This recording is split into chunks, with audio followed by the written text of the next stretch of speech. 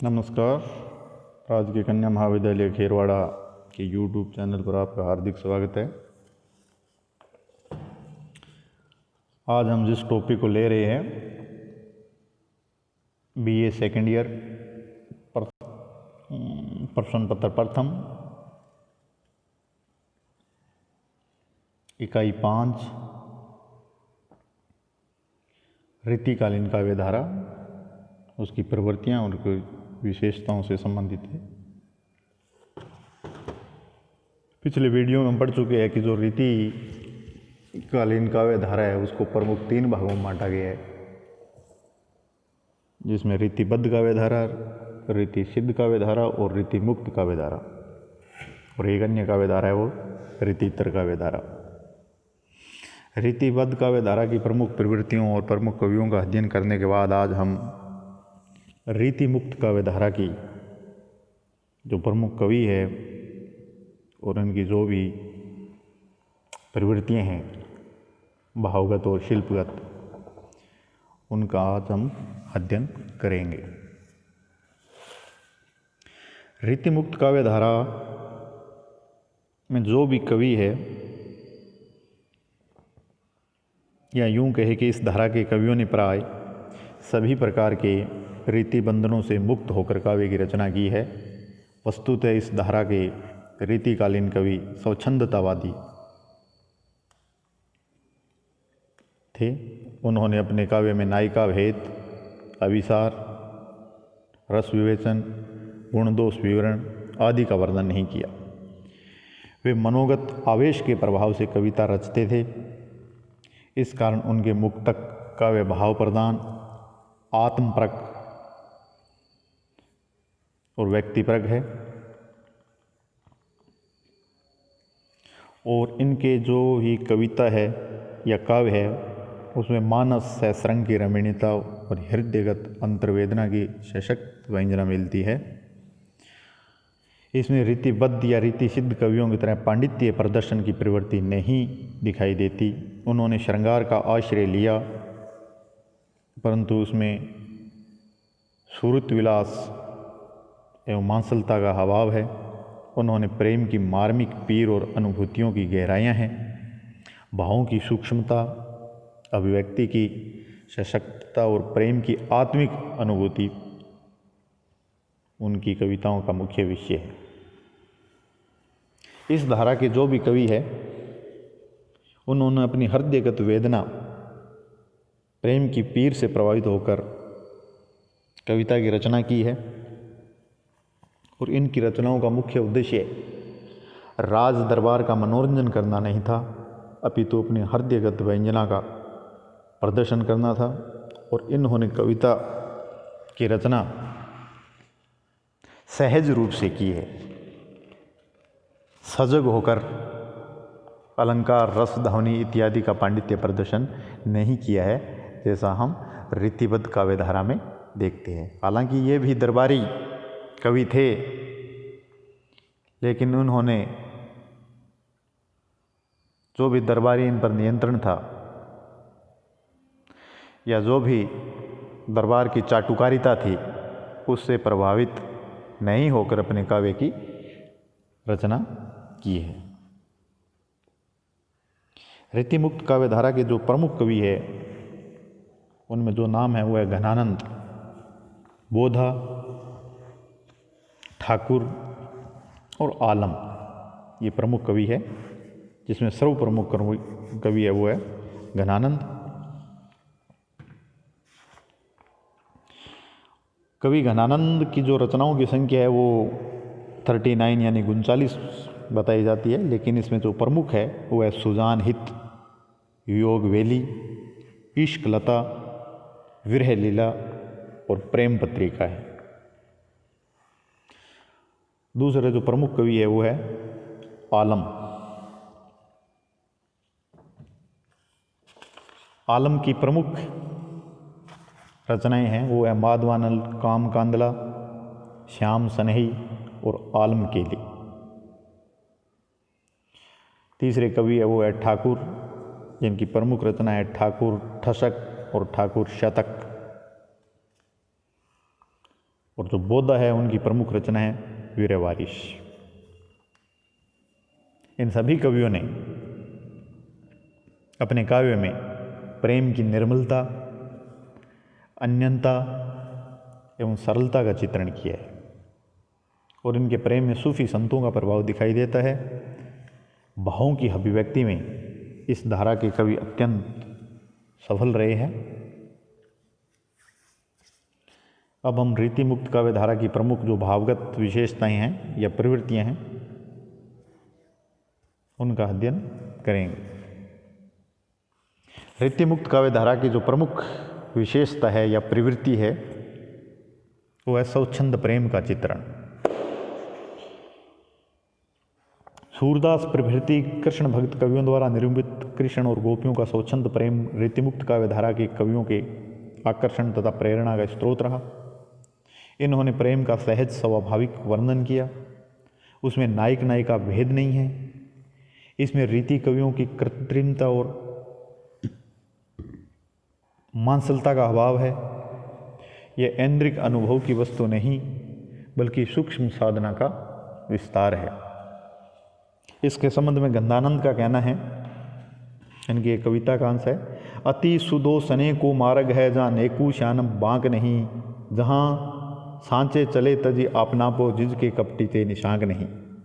और डॉक्टर बच्चन सिंह ने ठीक ही लिखा है कि इन कवियों का प्रेम न तो रीतिबद्ध कवियों की भांति शरीरी है और न ही प्लेटोनिक प्रेम की तरह अशरीरी और नायकी। अर्थात इनका प्रेम है वो दोनों के बीच का है। न तो इनके प्रेम में मांसलता है और न ही इनके प्रेम में एक प्रकार की भावुकता, यानी इन्होंने दोनों का मध्य मार्ग अपनाया है। दूसरी प्रमुख विशेषता है भक्ति का स्वरूप। रीतिमुक्त कवियों ने राधा कृष्ण की लीलाओं का गान तो किए है, किंतु केवल इतने भर से हम इन्हें कृष्ण भक्त नहीं कह सकते।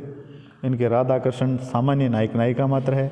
घनानंद जैसे रीतिमुक्त कवि के काव्य में कहीं कहीं भक्ति भावना की तीव्रता अवश्य दिखाई पड़ती है, किंतु इनकी कविता का जो विषय है वह प्रेम और विरह ही है।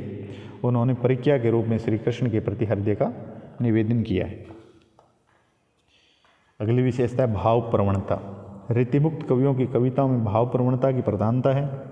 इनके काव्य में रीति कवियों की अलंकरणता और कृत्रिमता नहीं है।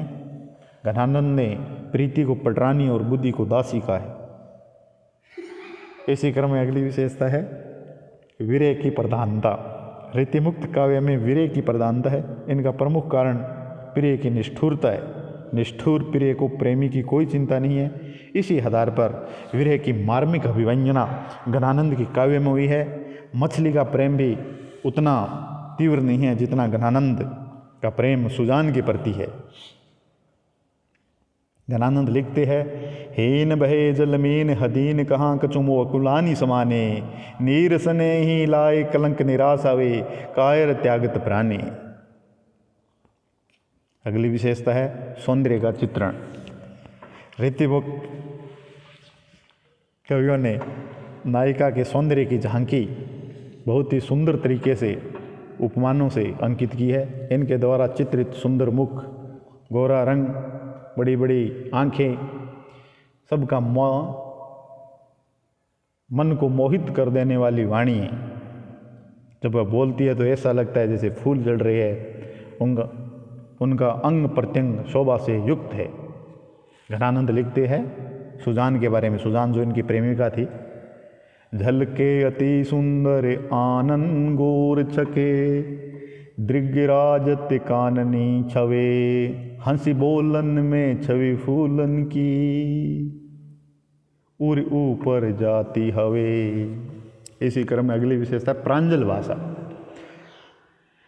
जितने भी रीतिमुक्त काव्य धारा के कवि है उन्होंने ब्रज भाषा का प्रयोग किया है। और रीति मुक्त कवियों का लौकिक पक्ष है वो प्रधान है। इस कारण इनकी भाषा सहज और जनोचित है। इनकी भाषा प्राय परिमार्जित, व्यवस्थित और प्रांजल है। पंडित विश्वनाथ प्रसाद मिश्र के शब्दों में इन्होंने अलंकृत शैली का व्यवहार बराबर किया है, परंतु पांडित्य प्रदर्शन के लिए नहीं, हृदय की स्थिति का सच्चा आभास देने के लिए। घनानंद की भाषा तो प्रवीण है ही, ठाकुर ने लोकोक्तियों का जैसा विनियोग किया है वैसा हिंदी साहित्य में अन्यत्र दुर्लभ है। कहने का अभिप्राय ये है कि इन्होंने अपने जो हृदय के जो प्रेम के भाव थे, उद्गार थे, उनका वर्णन तत्कालीन ब्रज भाषा में अत्यंत ही प्रांजल तरीके से किए है। और इनकी भाषा सहज नहीं होकर, सहज है सजग नहीं है, और इनकी भाषा में कहीं पांडित्य प्रदर्शन नहीं आता। अगली विशेषता है प्रकृति वर्णन। रीतिमुक्त कवियों का चित्रण उद्दीपन के रूप में किए, मतलब प्रकृति का चित्रण है वो उद्दीपन के रूप में मिलता है। प्रकृति विरहिणी के विरह को उद्दीप्त कर देती है। कोयल की कूक, मयूरों का नृत्य, बिजली की चमक, बादलों की गर्जना और जातक की पुकार विरहिणी नायिका के हृदय को भेदती सी जान पड़ती है। घनानंद की निम्न पंक्तियाँ में ये प्रकृति वर्णन हुआ है। कारी कूर कोकीला कहाँ को बेर काटती रे, कूकी कूकी अभी करे जो किन कोरी ले, पेंडे परे पापी ये कलापी निस्होश ज्योति रे, चातक घातक तो ही तू आनी फोरी ले। अगली विशेषता मुक्तक काव्य की रचना। जो इनका काव्य रूप है वो प्रबंध न होकर मुक्तक है, यानी प्रबंध काव्य नहीं लिखा इन्होंने, मुक्तक काव्य में अपनी रचनाएं लिखी। रीतिमुक्त कवियों की जो प्रवृत्ति है वो मुक्तक काव्य रचना है, और इन्होंने कवित्व और सविया शैली में अपनी प्रेमानुभूतियों का जिक्र किया है। मुक्तक काव्य के लिए अनुभूति की जो गहनता आवश्यक होती है उसकी कोई कमी यहाँ दिखाई नहीं देती, और प्रत्येक कवि ने अपने उपयुक्त छंद लेकर, जैसे कवित छंद है या सवैया छंद लेकर अपने भावों को व्यक्त किए। तो जो मुक्तक कला है उसका सन्निवेश इस काव्य धारा के कवियों ने किया है। आत्म प्रेम, आत्म प्रकता अर्थात आत्मनिवेदन की शैली। रीतिमुक्त काव्य धारा के जितने भी स्वच्छंद कवि है, प्रेम की साधना को जीवन का इन्होंने मूल मंत्र माना है। उन्होंने रीतिकाल के अन्य कवियों की तरह द्वितीय अथवा सखी का सहारा नहीं लिया। इन्होंने भक्त कवियों की भांति अपने प्रेम का निवेदन स्वयं किया है। इसके साथ ही इन्होंने समाज की चिंता किए बिना अपने प्रेम पात्रों को सीधे संबोधित किया है। घनानंद द्वारा सुजान को संबोधित करना सर्वविदित है। कहने का तात्पर्य ये है कि कवि होने के साथ साथ प्रेमी थे, और इन्होंने अपने प्रेमी पक्ष को अपने काव्यों में सीधा संबोधित किए। तो इसमें किसी मीडिएटर की या मध्यस्थ की उन्होंने आवश्यकता महसूस नहीं की है, और इस विशेषता के कारण ही इनका काव्य इतना मार्मिक और हृदय पक्ष से युक्त है। निष्कर्ष के रूप में हम कह सकते हैं कि रीतिकालीन काव्यों में रीतिबद्ध काव्य धाराओं के कवि की तरह काव्यांग विवेचन की प्रधानता नहीं है। आचार्यत्व की झूठी प्रयास या चेतना इनमें दिखाई नहीं देते, और किसी भी प्रकार का पांडित्य प्रदर्शन रीतिमुक्त काव्य धारा में नहीं मिलता। और सभी रीतिमुक्त कवियों ने पांडित्य प्रदर्शन की प्रवृत्ति से मुक्त रहकर हार्दिक अनुभूतियों एवं अंतर्वेदनाओं का सरस चित्रण किया है।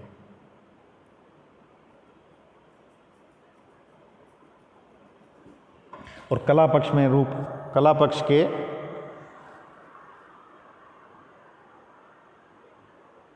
जो इनका कला पक्ष है कविता का, उनमें काव्य रूप इनका मुक्तक है, भाषा इनकी ब्रज है, और छंद इनका सवैया या कवित छंद इन्होंने विशेषतः अपनाए हैं।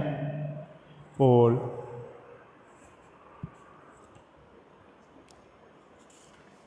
अलंकार है वो सजग न होकर सहज रूप से इनके कविताओं में आगे है। आज के लिए इतना ही, धन्यवाद।